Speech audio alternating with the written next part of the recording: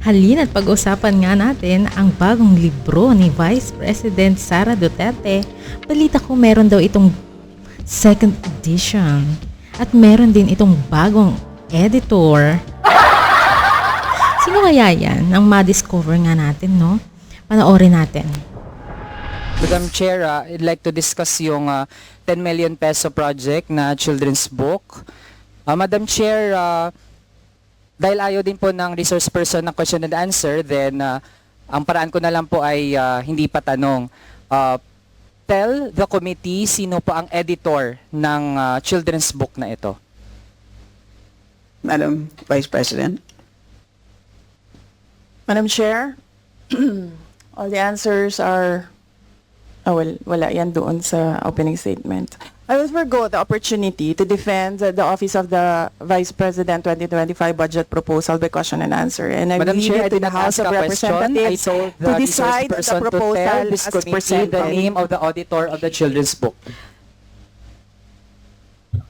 Yan ang nangyayari kapag Honorable- hindi I na didn't ask a question. I asked the resource person to tell the name. Pero baka hindi pa na-distinguish ano yung tanong, ano yung hindi. Pero since ayaw pong ibigay yung name ng editor ng children's book, ito kasi yung point natin, Madam Chair. The book contains many errors. Sige po, pakita po natin. Kasama po dyan dahon ng banahaw. Wala naman pong dahon ng banahaw. Baka anahaw po yung tinutukoy. Yung word na sila, dapat po sina. Tapos yung walang awa, dapat nga may hyphen po yan. Tapos, Madam Chair, nakalagay din yung pugad daw ng kwago ay nakapatong sa sanga. Madam Chair, sabi ng mga eksperto, ang owl's nest hindi po ay nakapatong sa sanga. Nasa either butas po yan ng mga puno or nasa ilalim ng lupa.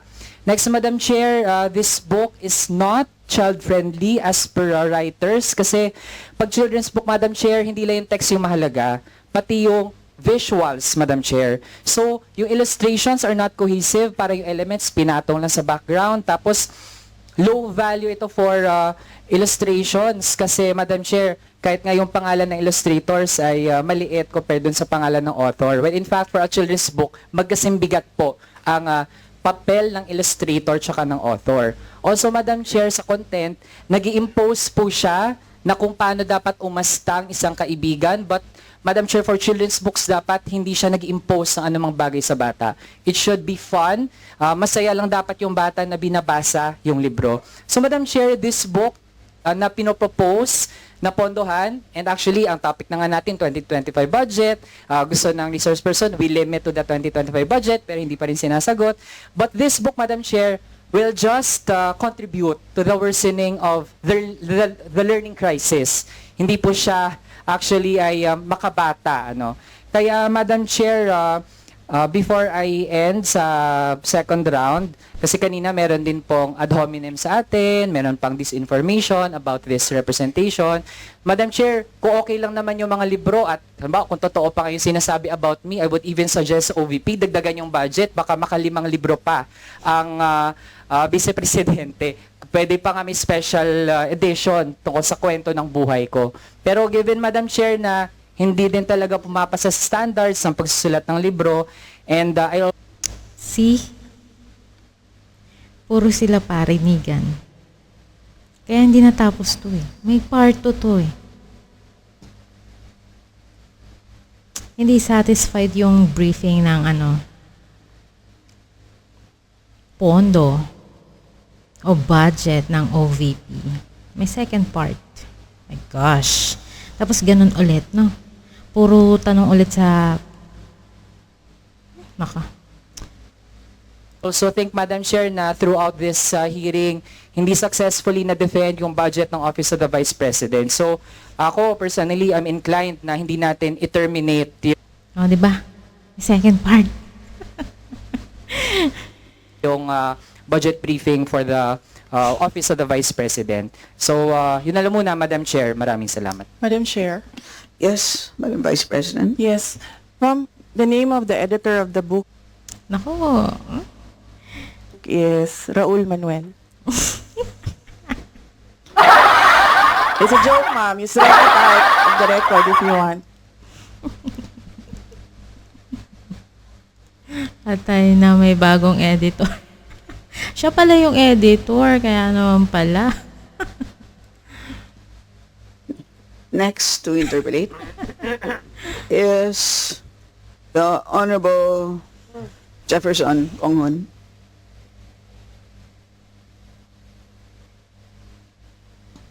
Good evening, Good evening, Madam Chair. Good evening, VP. I take a strong exception do sa sinabi ni VP kanina na nagkakabuhol-buhol na yung script. Kasi sa totoo lang, wala naman tayong script dito. Ano ang Sinabi na nga yan eh. Doon sa previous video, sinabi yan. Kakasabi lang eh. ibig sabihin ng ating VP, no? Is she accusing Congress? Ang sa akin lang is dapat ready i-prove ang ating Vice President. Otherwise, we should strike it off the record. So may I move right now to strike it off the record, Madam Chair? Yung salitang nagkakabuhol-buhol na yung script.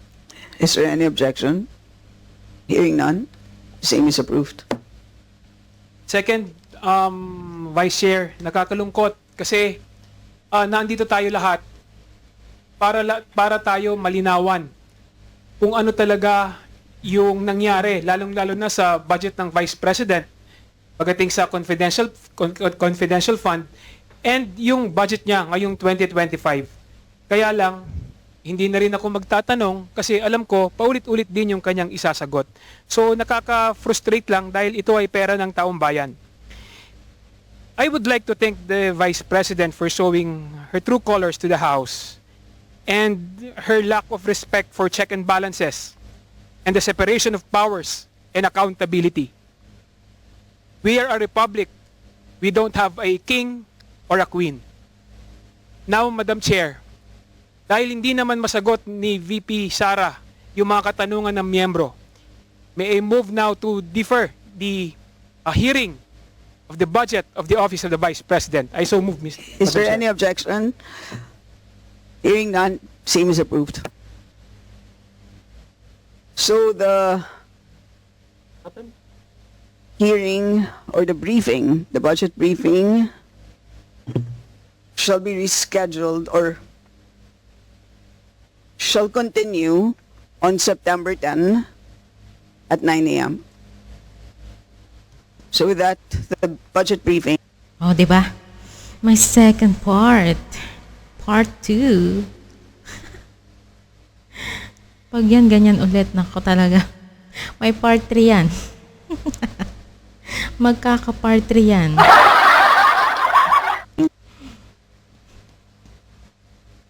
is suspended. Excuse me, Madam Chair. Madam Chair. I still have the time. Can I express my time? Well, there was a motion Yeah, to but I have defer. still a time. Just for 1 minute. I just want to ask the Vice President. I just want to ask the Vice President about something. Madam Chair, let's give him the chance. I think we should first withdraw the motion to defer. Then give him a chance to ask question, Madam Chair. Suspended na po tayo. But then, Yes, just second be- part is on September 10 at No, 9 no, a.m. just for 1 minute. The questions on the DepEd confidential funds for 20... The questions on the DepEd confidential funds for 2023. Tingin ko, Madam Chair, if the resource person is proud of her accomplishments, Ayun. Nakita niyo ba yan? Ang daming highlights, ha? Tingnan natin. sa counterinsurgency tsaka anti-terror efforts, she should avail of this opportunity to explain na sana kasi di naman na siya kasama sa upcoming DepEd budget briefing. This will also set a bad precedent na kung nag-resign ka sa isang posisyon ay hindi ka na pwedeng matanong sa kung paano ka gumamit ng pondo na ikaw din naman yung nag-propose.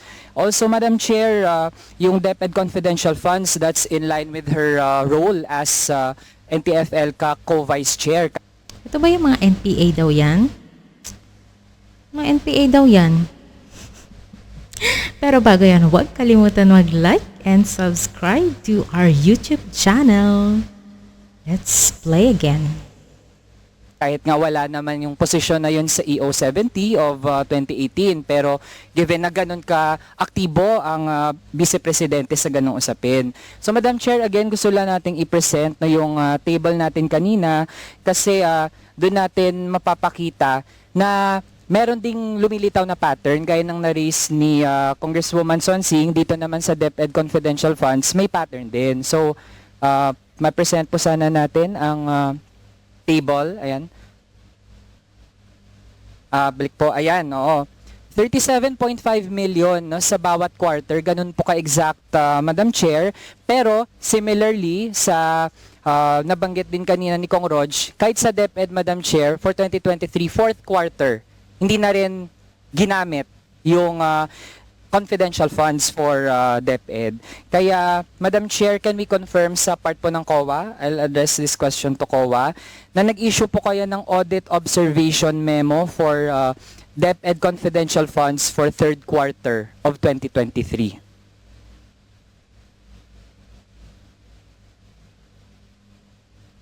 Madam Vice President. It's Sorry, to COA. ASCOM, Juliano. Madam Chair, I have no personal knowledge about the audit of Intel and Confidential Fund, but maybe it's in the compliance report submitted by COA to the subpoena issued by the House of Representatives. So, hindi po, wala pong knowledge ang ating rep ngayon from COA na nabanggit po doon, and I quote, "The propriety of the transactions could not be ascertained as the submitted liquidation reports were not fully supported with complete and proper documentations as required under Joint Circular number 2015-01. Hindi po ninyo yun mako-confirm? ASCOM. Hindi po ako nag-audit. Selected lang po yung... But you unit lang. represent the agency in this budget briefing. So supposedly you can confirm or ascertain yung ilan sa mga nasa site na galing din naman sa COA. I have the records. Ang galing, oh. Parang hindi NPA, no? Saan ka dyan? Your Honor, about of the transactions and the details of the audit. Madam Chair, I think the answer will not suffice. Can we request or even give a brief amount of time from our representative from COA tungkol po sa matter na ito para po ma-confirm nila? Madam Chair, as already explained earlier, the purpose of my presence here is to give the rationale about the compliance of COA to the subpoena do STECOM. I'm not the official who's... Bakit kasi off-topic? Diba dapat, ano yan, budget hearing yan for 2025? Binabalikan kasi nila yung 2023 budget pa eh.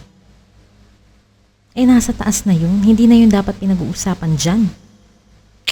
supervises the Kaya tinan mo, walang kwenta. Intelligence and Confidential Audit Unit because it is a dedicated unit solely for confidential funds. It could not be seen by other officials except the staff of the Intelligence and Confidential Funds Audit Unit. Okay, so ganito na lang Madam Chair, since ang basis po natin ay galing din naman sa documents na pinrovide ng COA dahil dun sa ating subpoena do sa STECOM, then I move Madam Chair na kung meron ng updates from COA regarding the deficiencies of the Office of the Vice President sa DepEd Confidential Funds for third quarter of 2023, ay formally ma-inform po ang Committee on Appropriations. I so move Madam Chair.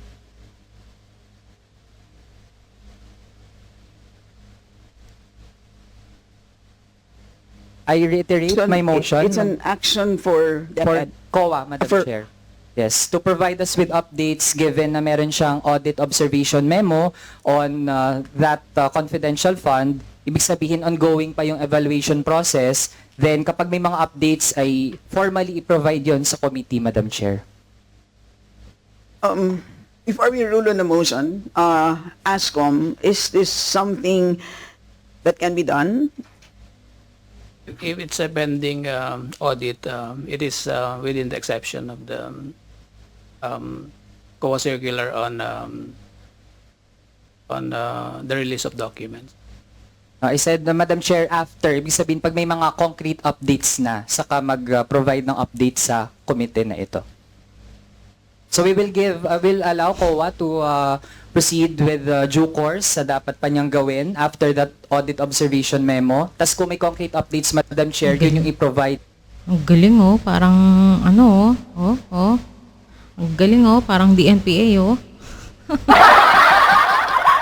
dito sa komite. Okay, so, ASCOM, could you submit as required by the Honorable Manuel? Madam Chair, we will wait for the official document from the from the Committee on Appropriations, and then we will study it and comply if there's no legal impediment or violation of our own rules. Is that a sufficient response? Yeah, I think that would suffice, Madam Chair. Thank you. Next topic, Madam Chair, since ang gusto ng OVP ay 2025 budget, mapag-usapan din natin siya maliban dun sa past budgets.